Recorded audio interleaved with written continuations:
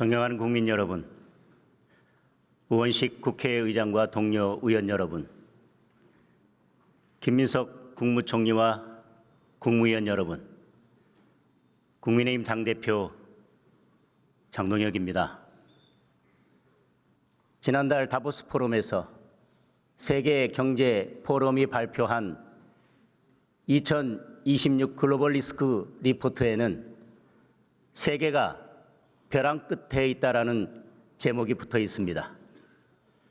1,300명의 세계 각계 전문가를 대상으로 한 설문에서 향후 2년간 세계가 안정될 곳이라고 응답한 비율은 10%밖에 되지 않았습니다. 제재, 규제, 공급망 무기화와 같은 경제, 정치적 수단들이 들면서 지경학적 대립과 국가 간 무력 충돌이 확대되고 다자주의 후퇴와 보호주의 심화가 전통적 국제관계와 무역 투자를 위협하고 있다고 분석했습니다. 유엔 창설 이후 80년 동안 유지되어 온 규범 기반의 국제 질서가 흔들리면서 법보다 힘이 앞서는 패권 경쟁의 시대로 가고 있는 것입니다. 미국의 베네수엘라 마두로 대통령 체포는 세계가 직면한 패권 경쟁의 단면이라고 할 수 있습니다. 베네수엘라는 중국이 남미의 영향력을 확대하는 베이스 캠프 역할을 해왔습니다. 중국은 베네수엘라 수출 원유의 80%를 수입하고 중국 위안화로 석유 거래를 해서 미국의 페트로달러 체제를 위협하기도 했습니다. 통신망과 주민 감시 시스템, 군사 방공망에 이르기까지 마두로를 등에 업은 중국의 영향력은 막강했습니다. 미국은 마두로 체제를 무너뜨림으로써 베네수엘라에 대한 중국의 영향력을 사실상 제거했습니다. 결국 베네수엘라 사태는 남미에서 중국의 영향력 확대를 막기 위한 미국의 패권주의 전략으로 봐야 할 것입니다. 한치 앞을 볼 수 없는 이란 사태 역시 미국과 중국의 지경학적 패권 구도에 주목해야 합니다.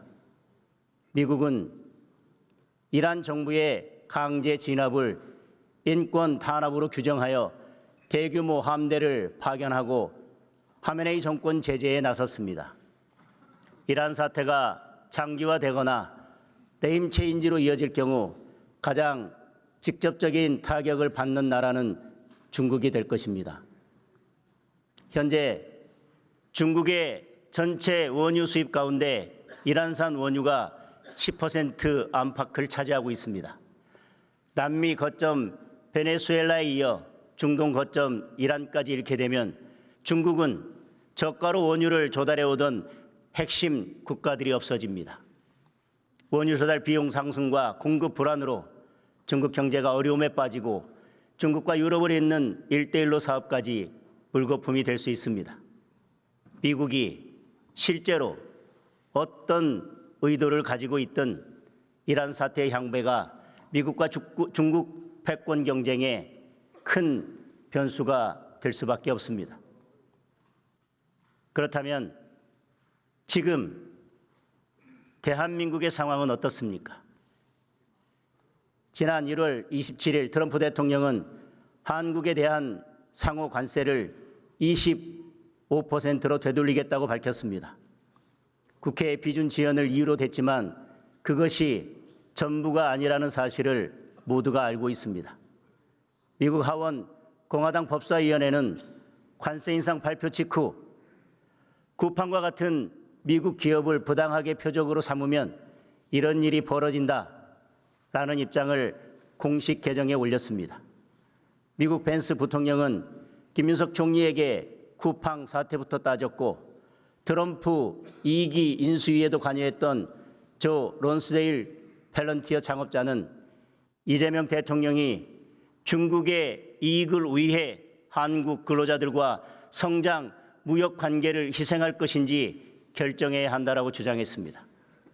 쿠팡 사태가 한 기업의 문제를 넘어 통상 마찰의 뇌관이 된 것입니다.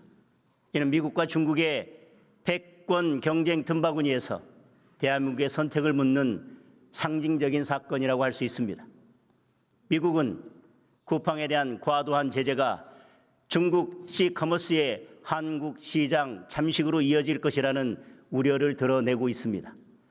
동맹국인 한국의 데이터 주권, 유통 주권이 중국으로 넘어갈 수 있다고 보고 있습니다. 이를 미국의 이익에 반하는 중대한 침해라고 인식하고 있습니다. 물론 쿠팡의 개인정보 유출은 비판받아 마땅하고 상응하는 처벌이 이루어져야 합니다. 하지만 어설프고 감정적인 접근으로는 국익도 국민 안전도 지켜낼 수 없습니다. 지금 미국은 자국의 이익을 지키기 위해서라면 가능한 모든 수단을 동원하고 있습니다. 더불어민주당이 일방 통과시킨 정보통신망법 개정안에 대해 미국 국무부는 미국 기반 온라인 플랫폼 사업에 부정적인 영향을 미치고 표현의 자유를 약화시킬 수 있다면서 공식적인 반대 입장을 내놓았습니다.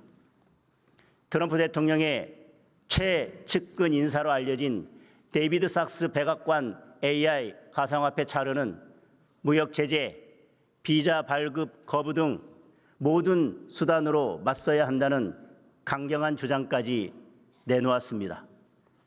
결국 이러한 일련의 흐름이 복합되어 트럼프 대통령의 관세 압박을 불러온 것입니다. 베네수엘라는 델타 포스를 보내고 이란에는 함대를 보냈지만 한국에는 관세 폭탄을 떨어뜨린 것입니다. 대무역 의존도가 높은 우리로서는 이러한 비군사적 제재가 훨씬 더 심각한 타격이 될 수 있습니다. 당장 지난해 현대 기아 자동차는 25% 관세를 적용받는 동안 7조 2천억 원의 천문학적인 관세 비용을 감당해야 했습니다.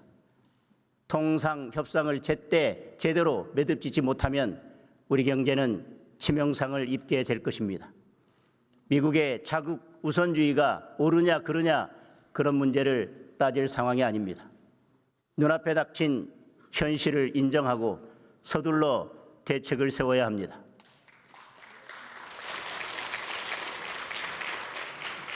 글로벌 스탠다드에 부합하는 플랫폼 전략을 세우고 불평등 규제라는 오해가 발생하지 않도록 한미 통상 이슈를 치밀하게 관리해야 합니다. 이재명 대통령의 실용 외교가 정말 실용적인지도 점검해 봐야 합니다. 미국 가서 땡큐하고 중국 가서 쉐시하는 외교는 실용 외교라 할 수 없습니다. 모두를 만족시키는 선택이 없듯 모두를 만족시키는 외교는 존재하지 않습니다. 물론 중국과의 관계 개선도 필요합니다. 하지만 우리 외교는 결국 한미 동맹을 토대에 둬야 합니다. 한미 동맹이 흔들리면 한중 관계에서도 열세에 놓입니다. 문재인 정권 시절 초라한 혼밥 외교가 한중 관계의 냉정한 실상을 입증한 바 있습니다. 지금 당장은 패권 경쟁의 영향으로 중국이 어느 정도 유연한 자세를 보이고 있지만 언제든 얼굴을 바꿀 수 있다는 점을 기억해야 합니다. 이재명 정부에 대한 미국의 의구심을 해소하고 한미동맹 강화에 적극적으로 나서야 합니다. 필요한 일이 있다면 함께 협력해 나가겠습니다.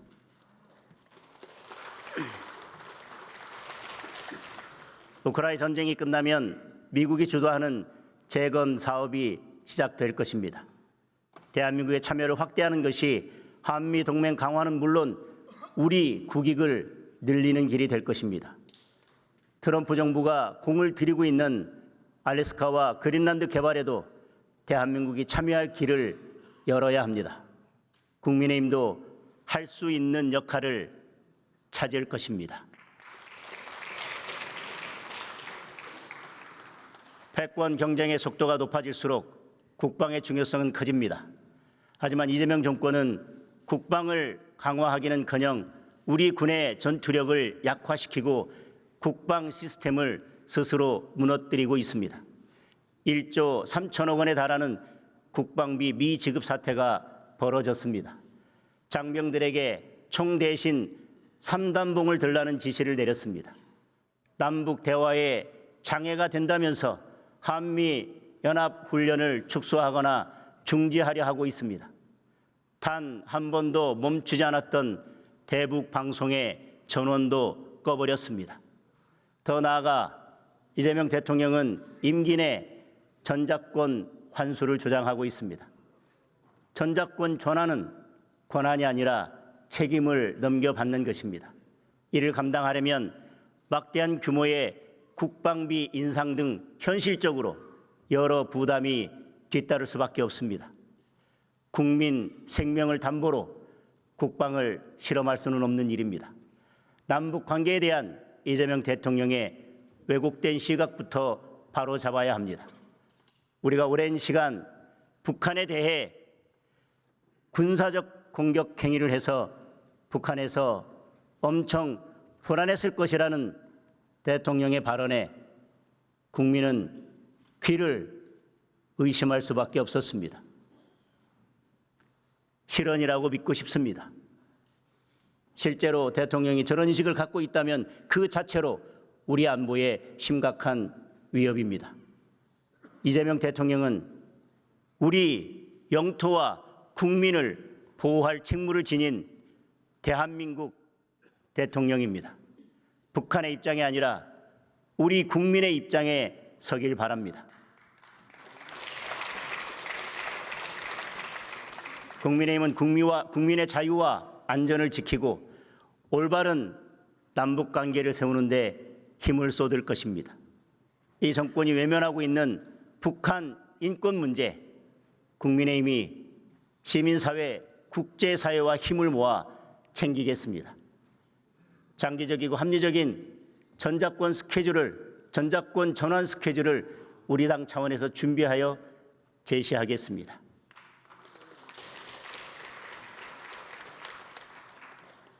존경하는 국민 여러분, 이재명 정부의 지난 8개월은 해체와 파괴, 붕괴와 추락의 시간이었습니다. 단순히 정책의 실패가 아닙니다. 헌정 질서를 해체하고 사법 질서를 파괴하고 있습니다. 시장 경제는 붕괴되고 민생 경제는 추락하고 있습니다. 정부를 이기는 시장은 없다라는 대통령의 발언은 시장 경제를 바라보는 이 정권의 시각을 그대로 드러냅니다. 이 정권은 경제의 성장 엔진을 살리는 대신 현금 살포라는 반시장적 포퓰리즘 정책을 선택했습니다. 시장 경제의 원칙을 부정하고 이재명식 기본 사회로 가는 확장 재정을 밀어붙이고 있습니다. 그 결과는 어떻습니까? 작년 11월 시중 통화량은 전년 대비 8.4%나 증가해서 역대 최고인 4,498조 원을 기록했습니다. 이재명 정권 출범 후 소비 쿠폰 등 돈을 풀기 시작하면서 8월 이후 4개월 연속 8%대의 높은 상승률입니다. GDP 대비 통화량 비율은 150%를 넘어서 70%대를 기록하는 미국에 비해 돈이 2배 이상 더 풀렸습니다. 과도하게 풀린 돈은 고환율, 고물가를 불러왔습니다. 환율은 1,500원대에 육박하고 있고 우리 원화의 가치는 급격히 떨어지고 있습니다. 국제결제은행 BIS 발표에 따르면 우리 원화의 실질 실효 환율은 주요 64개국 가운데 63위입니다. 2024년 이후 선진국과 신흥국 모두 통화가 안정됐지만 원화 가치는 10% 넘게 떨어져서 2009년 글로벌 금융위기 이후 최저 수준으로 폭락했습니다. 환율 폭등으로 수입 물가는 6개월 연속 상승하고 있고 중소기업들은 원가 상승의 직격탄을 맞고 있습니다. 물가는 천정부지입니다. 쌀값은 전년 대비 18.9%나 올랐습니다. 사과 19.6%, 귤 15.1% 등 과일값도 크게 올랐고 돼지고기, 소고기도 4% 넘게 올랐습니다. 경유 10.8%, 휘발유 5.7% 등 기름값도 크게 올랐습니다. 삼겹살, 김밥, 쌀국수 같은 서민 외식 물가도 5%대의 높은 인상률을 기록했습니다. 과도하게 풀린 돈에 무모한 부동산 정책이 더해지면서 주거 비용도 치솟고 있습니다. 지난달 서울 아파트 평균 매매 가격은 1년 전보다 무려 19.3%나 오른 15억 2,162만 원을 기록했습니다. 평균 전세 가격도 6억 6,948만 원으로 1년 전보다 5.8%나 뛰었습니다. 월세가 급격히 늘어 주택월세 비중이 62.7%까지 치솟았고 서울 아파트 월세 가격은 1년 사이에 13만 원 이상 올라 평균 147만 6천 원을 기록했습니다. 집을 팔기도 어렵고 사기는 더 어렵고 전세는 사라지고 월세는 폭등하는 3중 4중의 부동산 대란이 벌어지고 있습니다. 그런데도 이재명 대통령은 틈만 나면 추경을 거론하며 돈을 더 풀 궁리만 하고 있습니다. 뿌릴 돈이 부족하니 이제 설탕세까지 걷겠다고 합니다. 소금세, 김치세까지 나오지 않을까 걱정입니다. 이미 우리는 과도한 돈 풀기의 역습을 경험하고 있습니다. 소비 쿠폰에 잠시 좋았던 국민은 폭등한 물가로 몇 배의 혹독한 고통을 겪고 있습니다. 통화량 증가로 인한 고환율과 원화 가치 하락은 우리 경제의 기초 체력을 약화시키고 있습니다. 만약 이재명 대통령이 지방선거를 앞두고 또다시 매표용 돈 풀기에 나선다면 우리 경제는 회복이 어려운 치명상을 입을 수도 있습니다.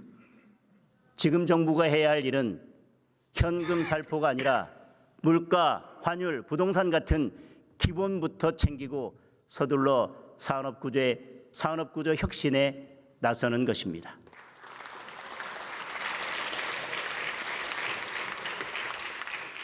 국민 여러분, 일자리 문제는 더욱 심각합니다. 작년 고용률이 지표상으로는 62.9%, 역대 최고를 기록했습니다. 하지만 실상은 참담합니다. 60대와 60대 이상은 취업자 수가 늘었지만 20대, 30대, 50대 모두 취업자 수가 감소했습니다. 특히 20대 취업자가 가장 많이 줄어서 무려 17만 명이 감소했습니다. 15세에서 29세 청년 고용률은 45%로 20개월 연속 하락했고 구직을 포기한 그냥 쉬었음 청년이 70만 명을 훌쩍 넘었습니다.